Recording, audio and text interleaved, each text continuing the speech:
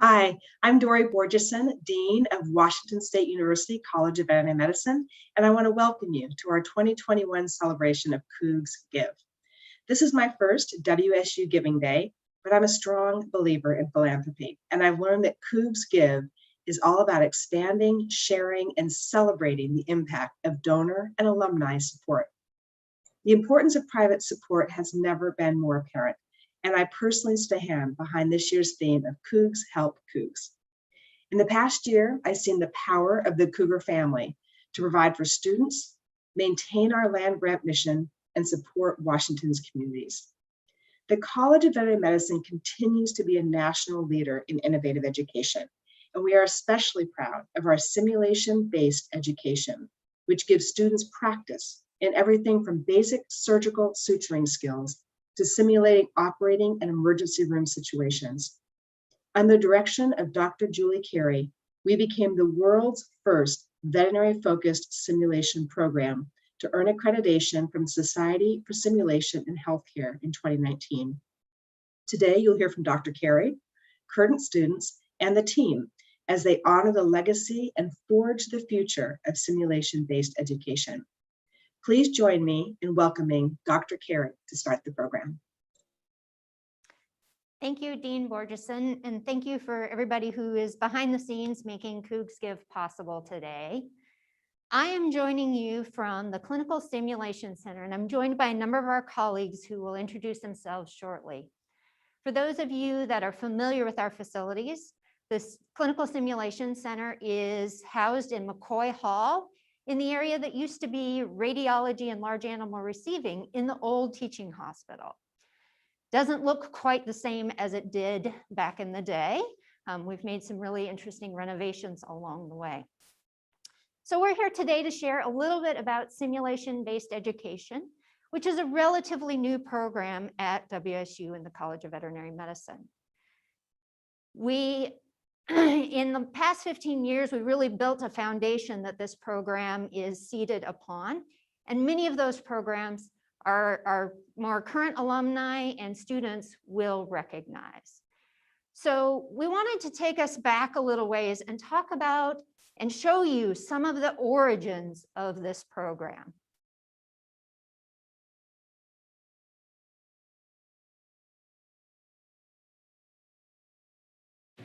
Here's where it all began, the Wsu Alumni Center. Humble beginnings. Well, maybe not humble. The chairs were quite plush. Back then, we shared this large space, 75 people, all huddled in small groups, trying to have private conversations. And the simulated patients were purses. We owe so much to the students, coaches, and simulated clients who pioneered this program with us in the early days. It's them who set us on the trajectory from earnest but amateur to fully accredited. World's first, in fact, but more on that later. All right, let's take a time out there.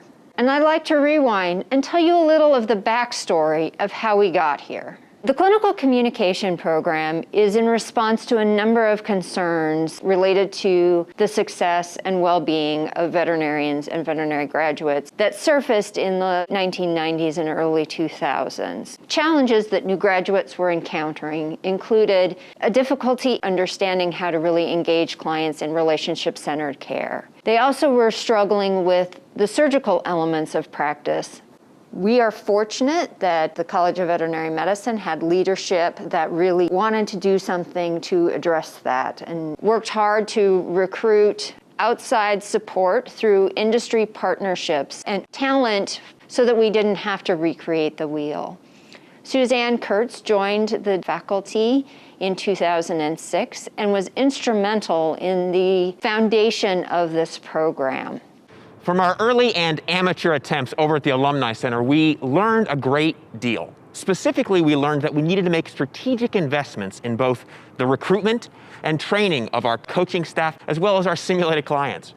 We also recognized that we needed to create our own materials, write our own scenarios to make sure that they were more robust and covered a greater diversity of client problems and perspectives. Another thing we learned, we needed to find a home. Welcome to the Professional Communication Laboratory. Unlike the cavernous shared space at the Alumni Center, the PCL has 10 small group simulation suites, each with one-way glass, so the interviewing student has the feeling of privacy and authenticity, as though they were a real doctor sitting opposite a real client, solving a real problem. The combination of the facility as well as the team dynamic creates a brave space where students are comfortable taking timeouts, rewinding, and trying new approaches. All role play at the PCL is video and audio recorded. This allows students to go back, watch themselves, compare and contrast their approaches, and therefore extend their learning well after the scenario is complete. Even the pandemic couldn't slow us down. One thing that we've discovered is those strategic investments we made, both in our materials, in our people, in our technology, allowed us to pivot during the pandemic quite easily. Our training of our personnel made them flexible. The robustness of our scenarios and our materials made them easily convertible to telemedicine. Since its founding, the Clinical Communication Program has helped more than 1,500 students become more compassionate, confident doctors. But that's only half our story. Because concurrent to the professional grade communication training taking place here, back across campus, Dr. Cary and the DVM class of 2013 had a vision, which led to a renovation, which has become the wildly popular, high-impact Clinical Simulation Center. Here's Dr. Cary and the Clinical Simulation Center's coordinator, Letha Russell, to tell you more. The initial idea really started very organically and very much student-driven. The class of 2013 approached me about doing a few extra labs for them in their second year. And so that was really where it began. Wow, Dr. Cary, that is a lot different than from even when I started here 5 or 6 years ago, where we actually had a facility and were able to do this twice weekly, and then the whole start with our models. What do you remember about those early models that we had before you really helped us get some of what we have now? The realistic factors were just not there. We started with PVC pipe and some tubing, and we've gone to, preparing horse heads and casting things, and we've got some really realistic dog models and stuff now. But it's been kind of fun helping to create some of those and then purchasing models that have more realistic features. Students that were here 5 years ago won't recognize this place now, what we've got, and thank goodness for our donors. We actually started in with peer instructors really quite early. We really spent a lot of time thinking about what kind of culture, what they wanted their legacy to be. That's been one of my favorite things, is just seeing how the peer instructors really can build on and push this forward. We can look around here and see models that the peer instructors have built or videos that they've helped us create. They are committed to passing it on from year to year, and even when they graduate, we've got these TAs that come back and help support us and our mission, again, their legacy. I would define the environment and the culture down here as welcoming. You have first years that are jumping in and helping third years with, oh, hey, you're forgetting this in your hand tie, or third year saying, hey, you've got that down. Let's add a procedure. The support, I think, is huge. Watching students who've had a really rough day come into Open Lab and see everything just shift for them. And after an hour or two, around their friends, around colleagues, working with their hands, putting that skill to use and remembering why they're really here, it's so powerful and so important for their well-being. So there you have it, our 15-year journey. And what's our status today? Here's some highlights.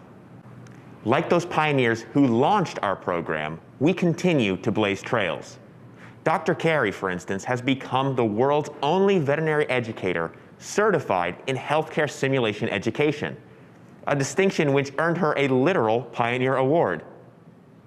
Simulation now extends beyond client communication and surgery. We are particularly proud of our efforts in anesthesia and CPR training and continue to explore new frontiers. In addition to veterinary medicine, we have created simulation for local communities around disaster preparedness, as well as the departments of psychology and athletic training here on WSU's campus. In part because of their enhanced surgical and communication training, WSU DVM grads enter the workforce more prepared, self-assured, and more highly sought after by hiring practitioners. Beyond campus, we're advancing the field of simulation by contributing to the literature, originating new technologies, and leading workshops and keynote addresses at prestigious international conferences. And did I mention we have a new name? Simulation-based education. Has a nice ring to it, doesn't it? Encompasses the foundations of the Clinical Simulation Center and communication programs. The formation of our umbrella program consolidated our efforts and paved the way for the biggest news of all, accreditation from the Society for Simulation in Healthcare.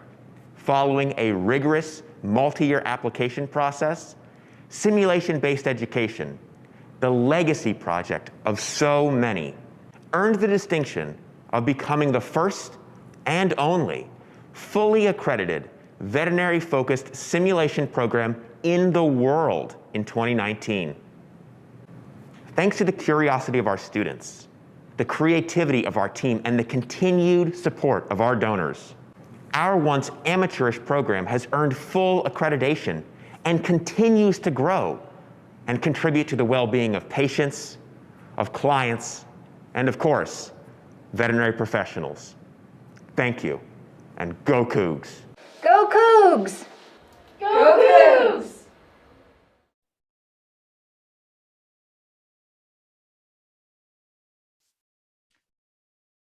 Since our early days, we have been scrappy, creative, and innovative with the resources in order to optimize educational opportunities.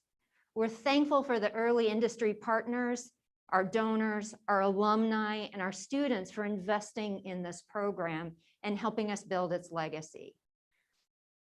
When we went through accreditation, our reviewers ranked our program as a large program in terms of our product and our outcomes, what we were doing with our resources. In terms of resources and personnel, they ranked our program as a small to medium program. And they cautioned us to really pay attention to that imbalance and how that may play out over time. So our goal in the coming years is to really focus on sustainability. Sustainability in being able to maintain our high quality educational programming, sustainability in our models and our processes, sustainability of the simulation-based education program, and most importantly, sustainability of veterinarians in their careers.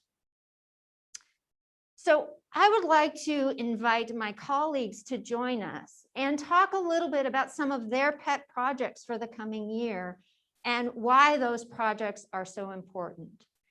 So I'm going to pass it over to Clancy, Marie, and Lucas to get us started.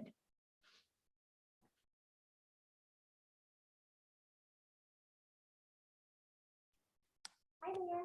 My name is Marie Andreessen, and I'm a third-year student here at WSU. I am one of the wonderful peer instructors. We have a great group of students here that support our students who come to Open Lab. And I'm interested in small animal medicine, specifically shelter medicine. And I'll hand it over to Clancy. Hi, I'm Clancy. I'm a second year here at WSU, and this is my first year as a peer instructor. I am interested in small animal general practice. Hi, my name is Lucas Boatwright. I'm a second year veterinary student, also in my first year here as a peer instructor. I'm from Louisville, Kentucky, and I'm looking forward to practicing small animal practice. So something that we could really benefit from here in lab is new instruments. There are a lot of students that come through here every week, and I feel like this last year it's been more popular than ever. And that means that our instruments go through a lot of wear and tear, especially any of our jointed instruments like our needle drivers and our scissors. And that can lead to our students developing some really bad habits. We don't want to be relying on grip strength to get our needles through tissue because our needle drivers don't clamp shut. And our scissors can be a little dull, so you can kind of have to gnaw at your suture to get it cut. So we could really benefit from new instruments and also different instruments.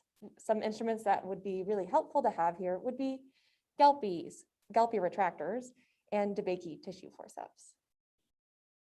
Another small but profound problem we have in here is lack of diversity and abundance of suture material.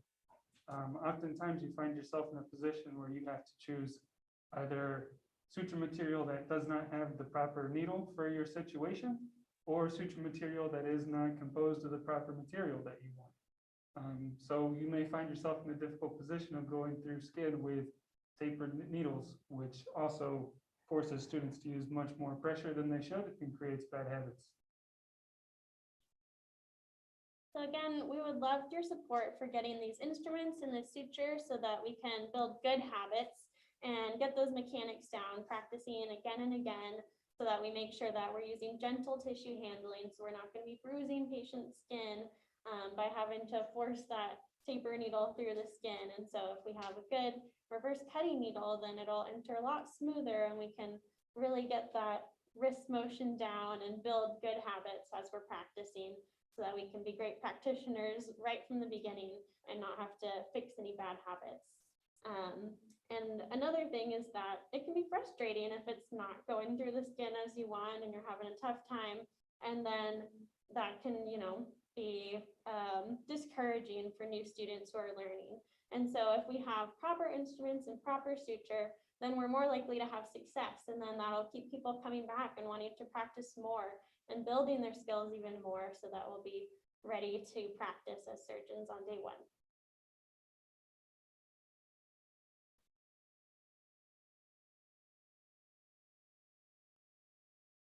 I am Riley Butler, and I am a second year vet student here, and I'm in my first year as a peer instructor. I'm from the Seattle area, and I'm looking forward to working as a small animal general practitioner.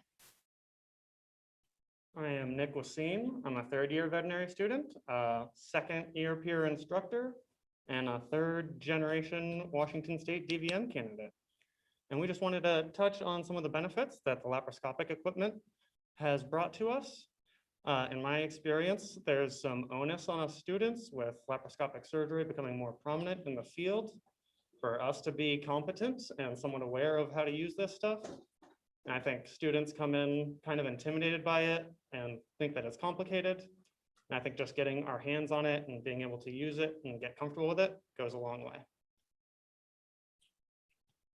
Not only is it great practice for us, it's also a great stress reliever when we're coming in from class all day. We get to have fun playing with these great fun instruments. Some areas where we could improve is we are pretty limited in the laparoscopic instruments that we have here. So some additional funding could help go towards some new instruments that will expand the surgeries that we're able to practice, as well as allow us to challenge ourselves in some fun ways.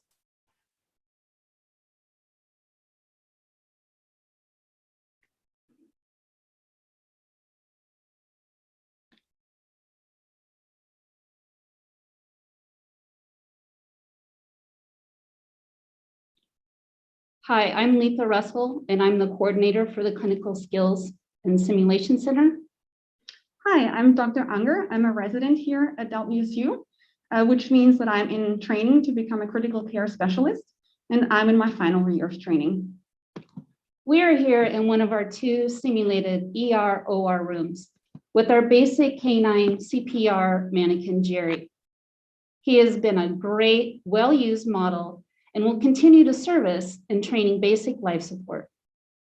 Over the last couple of years, there have been great advancement in what this model can do. And those have been designed specifically by small animal critical care specialists who work with the sickest of sick patients every day. Those things include palpable pulses, as well as sensors that can give the student feedback on their effectiveness of their chest compressions as they are doing them. These enhancements would provide not only immediate, but also more accurate feedback than in the past. Our goals are to allow students to be trained in CPR before they enter the ICU for the first time. Also, to allow opportunities for our emergency critical care team to fine-tune their skills. Learning and knowing how to do CPR in the correct way has been proven to save lives and also to improve the well-being for everyone involved. And with that, I'll send you back to Dr. Cary and one of our center's peer instructors to finish off our tour. Hello, my name is Viva Palunas, and I am a current second-year student here, and I'm also a peer instructor. I'm primarily interested in equine and large animal practice, and I'm considering specializing in surgery. Hi, my name is Ellie Harris, and I'm also a second-year student here at WSU. I'm originally from Seattle area, and I'm probably going to go into small animal zoological medicine in the future. So Viva, when we think about large animal surgery, we've talked a lot about the small animal models that we've created. Why is it so important to you that we're starting to really broach into the large animal space, thinking about things like bovine C-section task trainers? Yeah, I think it's really important. Like you said, we do focus a lot on small animal surgery here. We have more models for it, and as well as in our 3rd year, we actually do a spay on a dog. So we have a lot of experience in that respect. But we don't have much with the large animal side, and I think that's really important. Procedures like C-sections are very common in large animal practice, and I think the opportunity to walk through, to think about, and to practice those procedures while as being students will really give us the confidence and the marketability when we go out into practice. Even to have seen someone else do a C-section on a model before we graduate will be a huge advantage to us. In our 4th year, we can do more, and then as well after graduation. Yeah. And certainly that's the feedback we're getting from our alumni. C-sections are a procedure that are really common in rural large animal practice, and it's usually not under the best of circumstances. And so the fact that we can now think about how to optimally prepare our graduates for this really taxing and challenging procedure that oftentimes makes or breaks their reputation with producers is going to be vital. As a large animal surgeon myself and growing up in rural Wyoming, I understand the importance of doing this, and I'm really excited that we can start to move our investments and our efforts in this direction as we continue to support and grow the small animal side of surgery models as well. So with that, I want to thank our alumni, our students for their feedback, for their input, for their ideas, and for their criticisms of how we're doing things and what could be better. I want to thank our industry partners and our donors for taking a leap of faith and investing in this program and in supporting us as we have moved forward. And I want to thank you all for your time today. And with that, I'm going to turn it over to Christy, who has a few more announcements. Thanks, Dr. Cary. Hi, I'm Christy Cotterill. Thank you all for joining us this afternoon in celebration of simulation-based education. It is my great honor to work for a cause that is so important to helping our veterinary students be prepared for transitioning to jobs after graduation.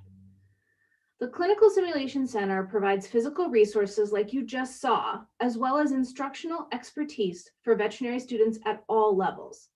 This resource allows students to develop the clinical and technical expertise to thrive. The center builds on skills that are introduced in the traditional curriculum and expands beyond what can be taught using teaching animals or clinical cases. This hands-on learning opportunity is critical for students to develop the skills they need to be successful veterinarians. Today, we celebrate the incredible generosity of WSU alumni and friends. Thank you to all of you who have already made a gift in support of our programs today or are planning on making a gift this afternoon. We have 2 generous matching gift opportunities available today. First, every gift to the Clinical Simulation Center Fund will be matched dollar for dollar up to $10,000 thanks to a generous alumni donor. In addition to this match, another generous donor, Tamara Morse, will make an additional gift of $10,000 when we receive the 100th gift to support simulation-based education. This means your gift of any amount has the potential to unlock $20,000 in additional support for the simulation lab. That's a lot of new instruments. The link to the simulation-based education page for Cougs Give is included in the description below. If you have any questions about how to make a gift today, I or anyone on the development team are happy to provide assistance. Next, I would like to introduce a special video created by the WSU Alumni Association. Hi, everybody. I'm Tim Pavich, the Executive Director of the Washington State University Alumni Association. Thank you for inviting me to join you during Cougs Give, a time to celebrate the impact of alumni and donor support.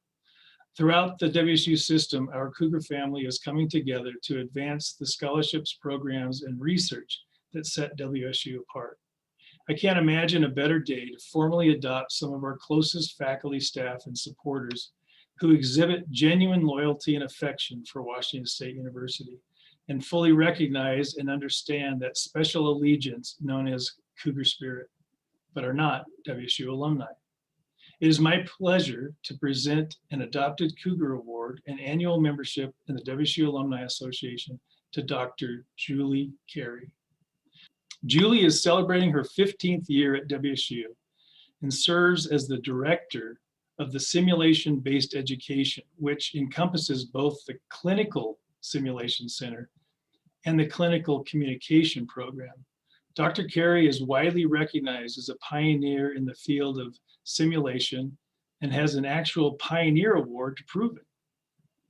Her particular interest is in the confluence of surgical skills, clinical reasoning, and professional grade communication to build superior veterinary teams. This makes sense because Julie is the ultimate team player.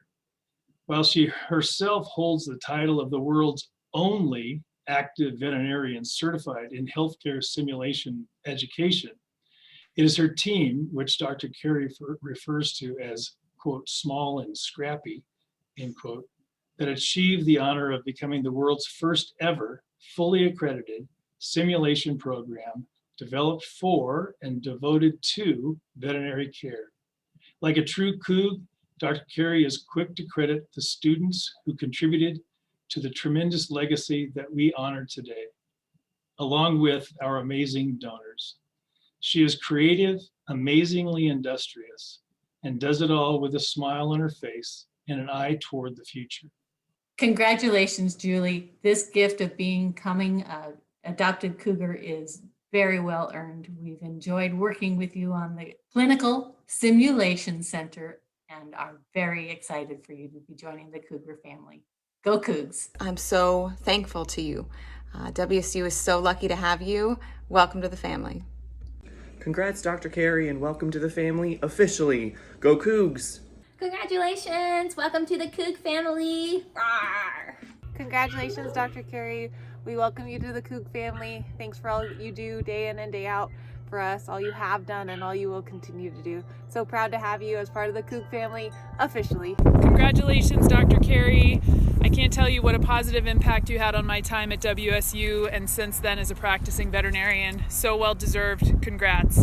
Dr. Cary, you are an amazing, wonderful person, and I'm an incredible surgeon and love surgery because of everything you and your team taught me. Dr. Cary, my time at WSU would not have been the same without you. I'm proud to have you as a mentor and even more so, call you my friend. Congratulations. Cheers to you. Dr. Cary, congratulations on another major career milestone, and I want to thank you every day for inspiring me to be an excellent communicator, to continue to ask the question why, and to simply do better. Go Cougs! I'm so grateful to have met you and have you in my life. Congratulations. Congratulations, Dr. Cary. Your dedication to teaching and mentoring and your innovative and tireless efforts make WSU a better place to be. Hi, Julie. I speak for the thousands of veterinarians and residents and grad students and everything in between that you've trained in the past 15 years in saying thank you. The veterinary profession is better because of you. We appreciate partnering with you to teach communications. And as a affirming toast, you are now a legitimate cougar. Now we will signpost with Go Cougs! Dr. Cary, you have without a doubt shown what it means to be a cougar. We are all proud to call you a member of the WSU family. So on behalf of the WSU Alumni Association and the university, congratulations.